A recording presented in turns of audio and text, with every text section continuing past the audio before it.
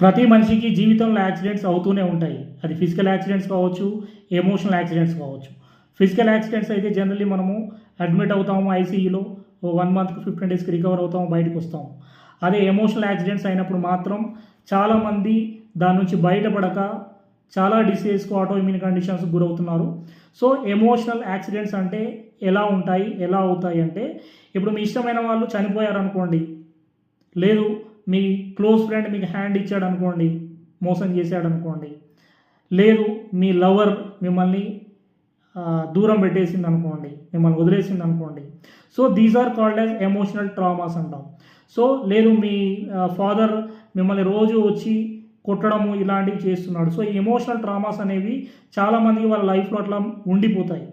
So, ఈ emotional accidents నుంచి మనం బయటపడాలంటే స్ట్రెస్ తగ్గించుకోవాలి. సో, ఏం చేయాలి? I'm doctor Satish Rao.